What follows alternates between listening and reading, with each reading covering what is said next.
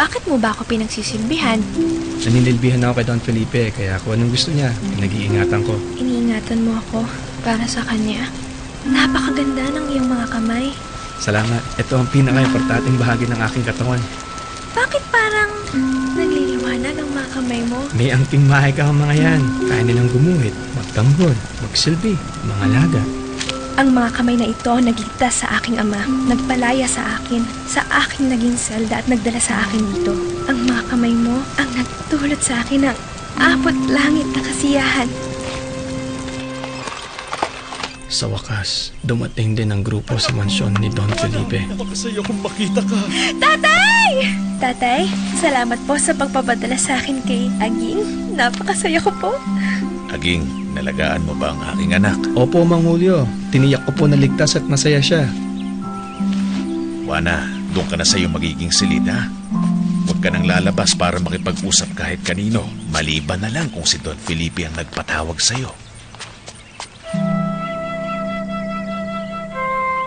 Akala ko pa man din ay magiging malaya na ako dito. Yun pala, itatago lang din ako ng tatay. Sa bagong kulungan nga lang.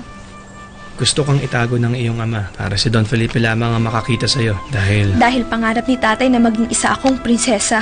Ikaw, yun din ba ang gusto mo? Ang maikasal sa mayaman? Dati, kung ano ang gusto ni tatay para sa akin, yun na rin ang gusto ko. Pero ngayon may iba na akong pinapangarap.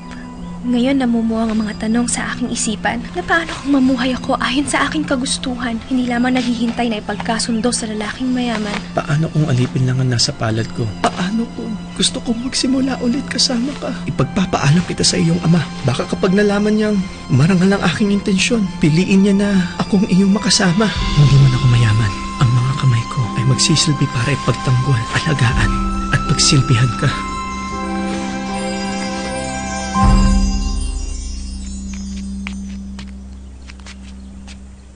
Magnanakaw! Don Felipe, parusahan niyo ang alipin niyong magnanakaw!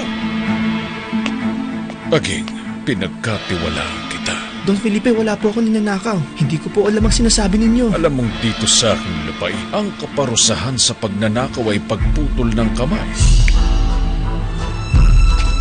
Ano to? Isa kang magnanakaw! Wala akong kinuha sa inyo. Wala kang ninakaw sa akin, pero sa anak ko meron! Ninakaw mo ang puso ni Juana! Ninakaw mo rin ang pag-asa niyang maging prinsesa! Dapat lang putulin ang iyong mga kamay! Isa kang magnanakaw! Tatay, parang awa na po. Pakawalan niyo po si Aging. Wala po siyang kinuha sa akin na hindi ko handang ibigay. Mahal ko po siya.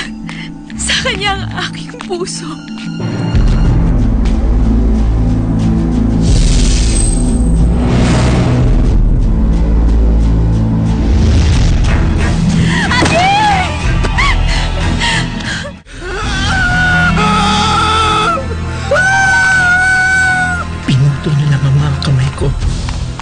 Pero ang puso ko patuloy na iibig kay Juana. Magkakaroon ng palatandaan ng pagmamahal ko sa kanya at makikita ito ng lahat. Malalaman ng lahat ng pagmamahal ko sa iyo, Juana.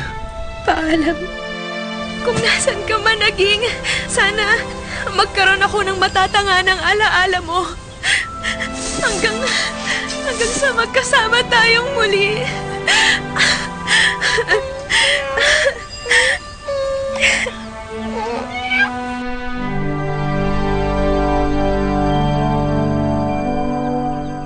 Ano ito? Dito ko inilibing ang mga kamay ni Aging. Kakaibang halaman. Malagintong mga daliri. Parang kamay ni Aging. Aging! Nagbalik ka na! Aging! Kung alam lang ni Juana, ang pait ng damdamin ni Aging na mag-aiwalay sila. Pero matagal na panahon na nakalipas. Naglipasan na kami ng mga alaala at mga oras. Aging, kailan ka ba babalik sa akin? Kahit nasaan ka man, Aging, hihintayin pa rin kita.